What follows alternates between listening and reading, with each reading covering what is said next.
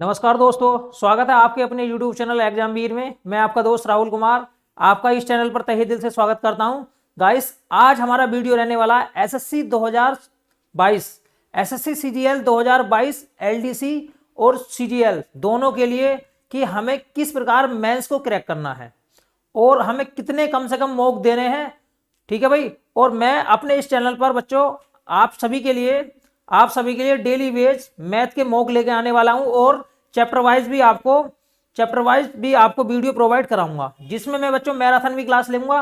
जैसे जितने भी बड़े बड़े यूनिट हैं जहां से ज्यादा प्रश्न पूछे जाते हैं, जैसे परसेंटेज, लाभ हानि, कार्य समय, चाल समय दूरी, नंबर सिस्टम, जितने भी मोस्ट टॉपिक हैं उन सभी की मैं मैराथन भी लेकर आऊंगा और डेली वेज भी मैं आपको प्रैक्टिस सेट भी कराऊं। देखो, अब तक मैंने जीडी के लिए प्रैक्टिस सेट कराए हैं, लेकिन उसमें जीडी के साथ साथ में एसएससी सीजीएल के प्रश्न भी मैंने डाले हुए थे और हम थंबनेल में बताया हुआ था कि एसएससी जीडी के साथ साथ में ये मॉक टेस्ट आपके लिए 10+2 के लिए और सीजीएल के लिए दोनों के लिए बहुत ज्यादा यूजफुल है। अगर आपने वो मॉक अभी तक हमारे नहीं देखे हैं तो जाकर देख सकते हैं। अब तक मैंने 40 से 45 मॉक कराए हुए हैं। और एग्जाम अगर प्रश्नों के लेवल की बात करी जाए तो जो मेंस के प्रश्न पूछे जाते हैं उनका लेवल बिल्कुल सेम था। कुछ ही प्रश्न ऐसे थे जो कि एसएससी जीडी के अंदर पूछे जाते हैं, बाकी प्रश्न एसएससी सीजीएल के मेंस एग्जाम को प्री एग्जाम को ध्यान में रखकर बनाए गए थे। ठीक है भाई। अब देखो, मैं बता देता हूं मैं किस आधार पर ये बात आपको बता देता हूं, क्योंकि मैंने खुद 3 बार एग्जाम क्रैक किया हुआ है। 2015, 2016, 2017 तीनों साल मैंने 10+2 भी क्वालिफाई किया है, एसएससी सीजीएल भी क्वालिफाई किया है। 10+2 में एक बार मैं टाइपिंग फेल हूं और दूसरी बार मैंने टाइपिंग नहीं दी क्योंकि मुझे एक अच्छी जॉब उससे पहले मिल गई थी। ठीक है भाई। देखो बच्चों, मैं बता देता हूं, इस बार पैटर्न चेंज है, वैकेंसी भी ज्यादा है। अगर पैटर्न चेंज है, वैकेंसी ज्यादा है तो थोड़ा बहुत तो असर पड़ेगा, क्योंकि पहले अगर मैथ में 100 प्रश्न आते थे, पहले अगर मैथ में गाइस 100 प्रश्न आते थे, 100 प्रश्नों के लिए, देखो प्रश्नों की बात करते हैं। 100 प्रश्नों के लिए भाई, 100 प्रश्नों के लिए बताओ कितने घंटे मिलते थे? 120 मिनट मिलते थे, 120 मिनट मिलते थे। लेकिन इस बार क्या करा गया, अभी 30 प्रश्न है, 30 प्रश्न है मैथ के और 30 प्रश्न है रीजनिंग के। 1 घंटा मिलेगा 60 प्रश्नों के लिए, 1 घंटा मिलेगा 60 प्रश्नों के लिए। अगर देखा जाए मतलब मैथ के पेपर की डिफिकल्टी लेवल की, तो जो डिफिकल्टी लेवल है वो पिछले साल के मुकाबले घटेगा या बढ़ेगा, ये ना तो मैं कह सकता मेरे भाई, लेकिन इतना जरूर कह सकता हूं कि जितने टफ मतलब जो 100 प्रश्नों के जो 100 प्रश्न होते हैं उसमें अगर मैक्सिमम से मैक्सिमम हम बात करते हैं तो 25 से 30 प्रश्न बहुत अच्छे लेवल के आते थे। बाकी जो प्रश्न है वो ज्यादा भारी नहीं आते थे, बिल्कुल भी भारी नहीं आते थे। अब यहां पर बात करी जाए तो 30 प्रश्नों में 20 से 22 प्रश्न आपके इजीली आएंगे जिन्हें आप आसानी से बना सकते हैं।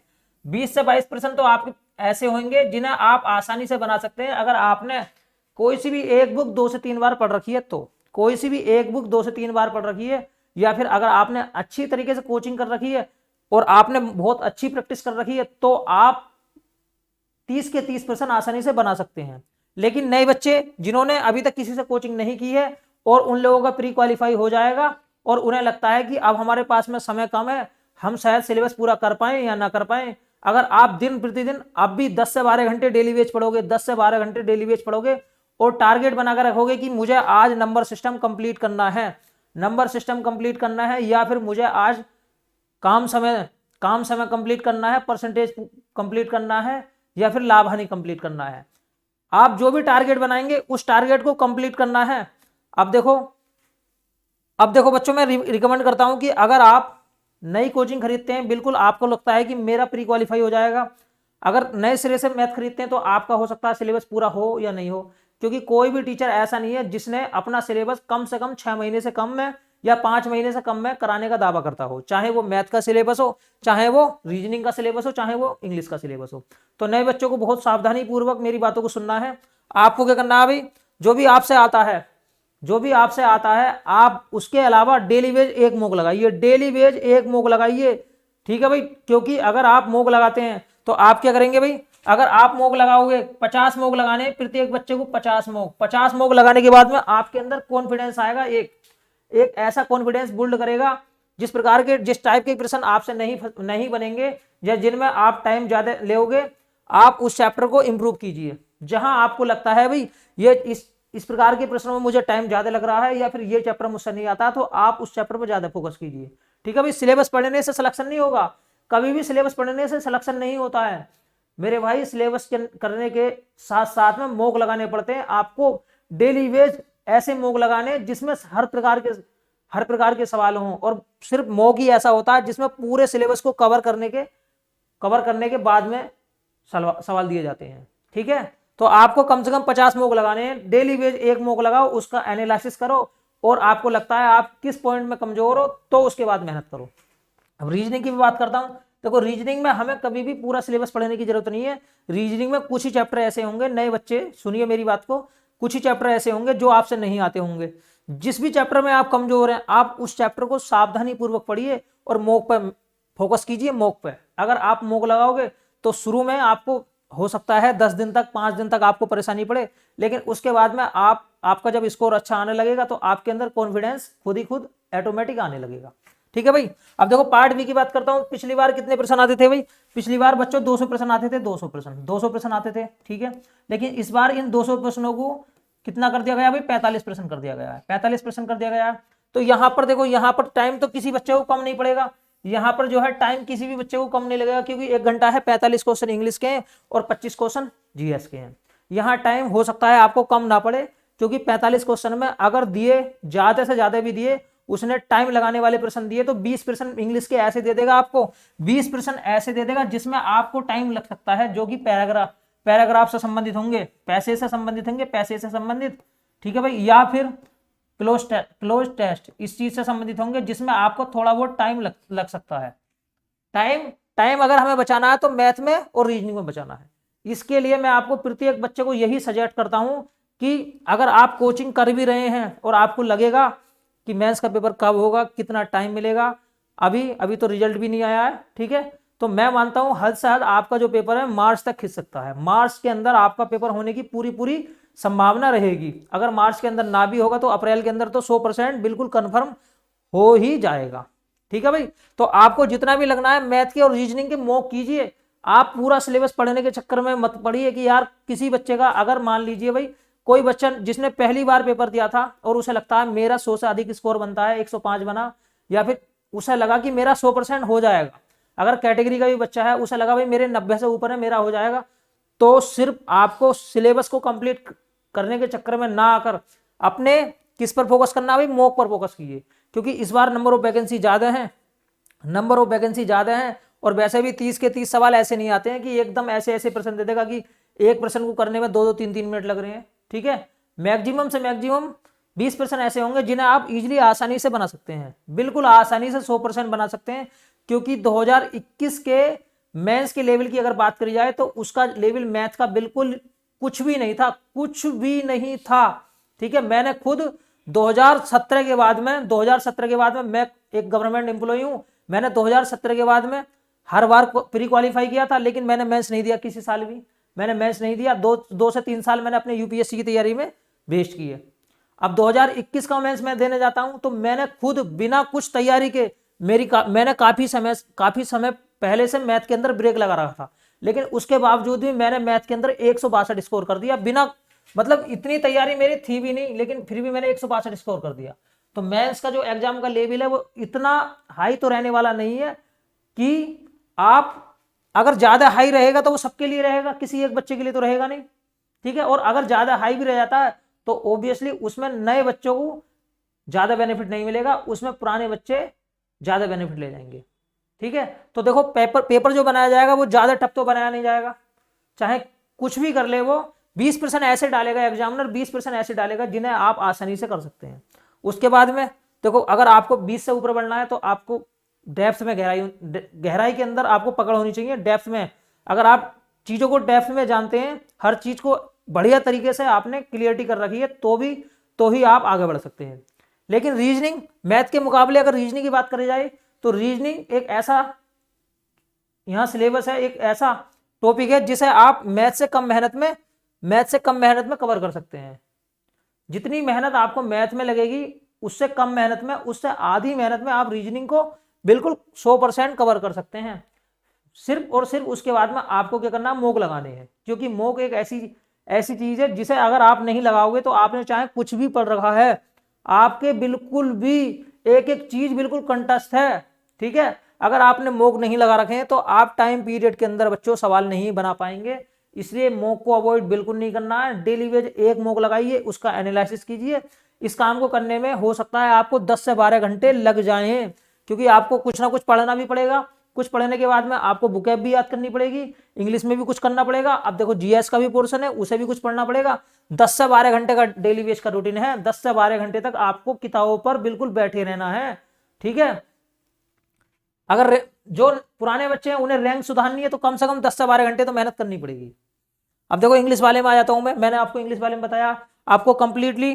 देखो ये वाली बुक है, दिस बुक बिल्कुल सुटेबल बुक है, सबसे अच्छी बुक है ये, मैं तो ये बुक सजेस्ट करूंगा आपके लिए। देखो नीतू मैम की बुक है, सबसे बढ़िया बुक है, बहुत अच्छी बुक है, इससे अच्छी दूसरी बुक है नहीं कोई भी, इससे अच्छी दूसरी बुक नहीं है कोई सी भी। अगर आप इसे कंप्लीटली एक से दो बार इसका रिवाइज कर लेते हैं, और इसके साथ साथ में एक्स्ट्रा चीजें क्या करनी है आपको, इंग्लिश का अखबार डेली वेज पढ़िए, डेली वेज पढ़िए, एडिटोरियल पढ़िए, उससे क्या होगा जो पैसेज होगा आपका उसमें आपको बहुत ज्यादा हेल्प मिलेगी, पैसेज के अंदर बहुत ज्यादा हेल्प मिलेगी।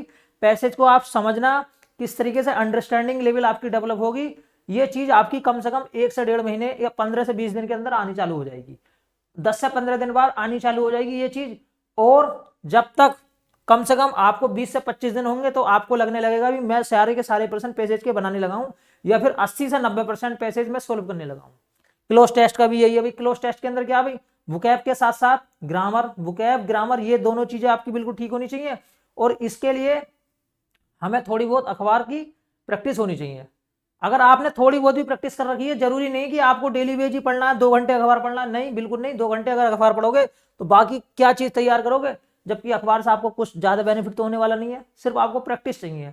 प्रैक्टिस के लिए 20 मिनट 25 मिनट या 15 मिनट डेली बेज जरूरी है, इतने अगर आप देते हो तो आपकी हैबिट बन जाती है, ठीक है। अब देखो जीएस की बात करते हैं, या इस बार जीएस पहली बार आया मेंस में, 25 क्वेश्चन है। अब देखो जीएस कहां से तैयार करें, जीएस के लिए अगर आप चाहें तो एक ऐसी बुक तैयार कर सकते हैं, जैसे मैं थोड़ी सी बता देता हूं यहां पर। देखो ये है, बहुत अच्छी बुक है ये, महेश कुमार बर्णवाल की है, वस्तुनिष्ठ प्रश्न है, एनसीईआरटी की बुक है, और बहुत अच्छी और सुटेबल बुक है। इसके अंदर प्रत्येक चैप्टर दिया हुआ है, प्रत्येक सब्जेक्ट दिया हुआ है। और अगर आप इसे ना भी तैयार करना चाहते हैं तो एक बुक होती है लूसेंट वाली, लूसेंट वाली होती है बच्चों, अगर आप उसे भी तैयार कर लेते हैं, और उसके साथ साथ में करंट अफेयर को बिल्कुल नहीं छोड़ना है। पिछले 6 महीने का करंट अफेयर आप तैयार करके रखिए, उंगलियों पे रखना है। 6 से 8 महीने का करंट अफेयर, 6 से 8 महीने का करंट अफेयर आप रखते हैं तो आपको कोई भी दिक्कत नहीं आएगी, ठीक है भाई, बिल्कुल कहीं से कहीं तक दिक्कत नहीं आएगी, कहीं से कहीं तक भी, ठीक है। अब देखो करंट अफेयर में आपको कहीं से कहीं तक भी दिक्कत नहीं आएगी, और मैं आपको बता देता हूं प्रत्येक लेवल, चाहे वो इंग्लिश का प्रश्न हो, जीएस का प्रश्न हो, मैथ का प्रश्न हो, रीजनिंग का प्रश्न हो, प्रत्येक प्रश्न 3 नंबर का है।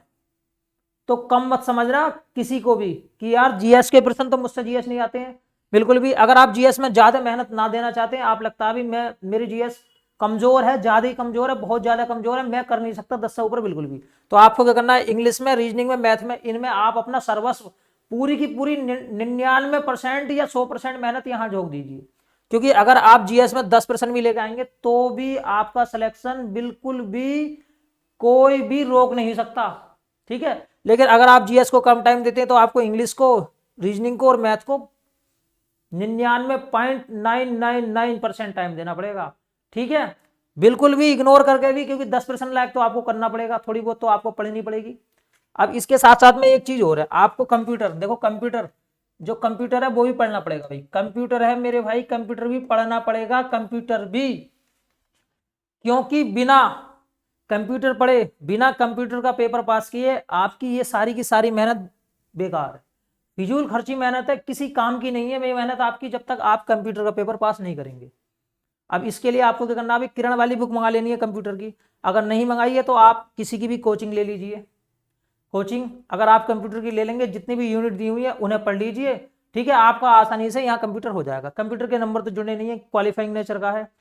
इसके साथ साथ में टाइपिंग भी है भाई, इसके साथ साथ में टाइपिंग भी है, आपको टाइपिंग के लिए भी टाइम देना पड़ेगा। देखो टाइपिंग के लिए भी टाइम देना पड़ेगा, टाइपिंग के लिए भी अगर आप टाइपिंग देते हैं, टाइपिंग कम से कम आपको कम से कम पौन घंटा या 1 घंटा, जब भी आपको लगे कि मेरा टाइम अब खाली है, मैं नहीं पढ़ पाऊंगा, तो आप क्या करेंगे, थोड़ा बहुत टाइम टाइपिंग में बिताइए, उससे आपकी उंगली चलने लगेंगी और 15 से 20 दिन बाद आपकी उंगलियों को अच्छा सा प्रैक्टिस हो जाएगी। क्योंकि मैंने खुद 2015 10+2 में टाइपिंग दे रखी है, ठीक है। कम से कम 2.5 से 3 महीने लगते हैं टाइपिंग को तैयार करने में, क्योंकि इतना टाइम तो हमारे पास होता नहीं है कि हम डेली बेस कंप्यूटर पर ही बैठे रहेंगे, ठीक है भाई।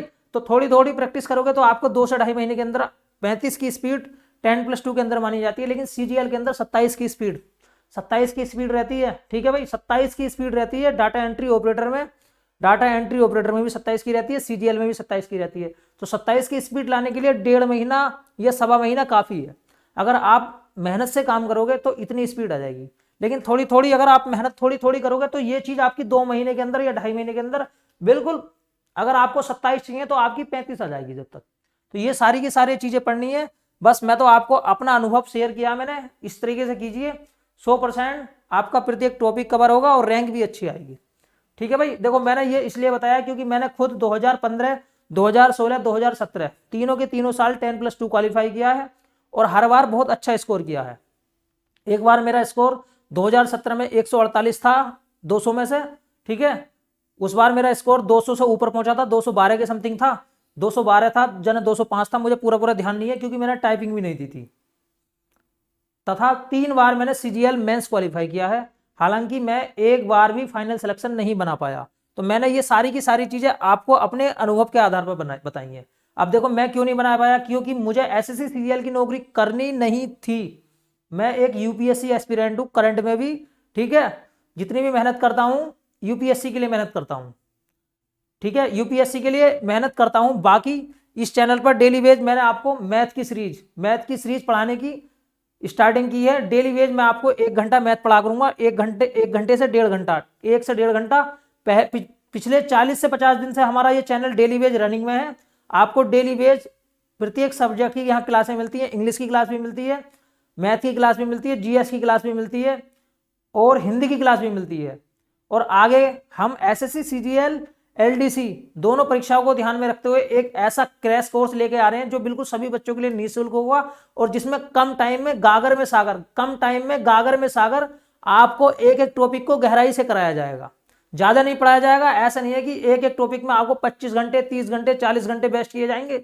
हम आपको मोटी से मोटी चीजें बताएंगे और एक एक चीज को उसमें कवर करेंगे। क्यों कवर करेंगे, क्योंकि मैंने खुद 3 बार एसएससी सीजीएल के अंदर 160 से अधिक 3 बार स्कोर किया है, 160 से अधिक 3 बार मैंने स्कोर किया है। तो ठीक है बच्चों, आज के लिए इतना ही काफी है, मिलते हैं नेक्स्ट वीडियो में। अगर आपको हमारी वीडियो पसंद आई है तो वीडियो को लाइक करना है और कमेंट बॉक्स में अगर आपकी कोई भी क्यूरी हो तो हमें जरूर बताना है। हम पूरी कोशिश करेंगे आपकी बात का उत्तर देने का, ठीक है भाई। तो मिलते हैं नेक्स्ट वीडियो में, आज के लिए इतना ही काफी है। जय हिंद, जय भारत।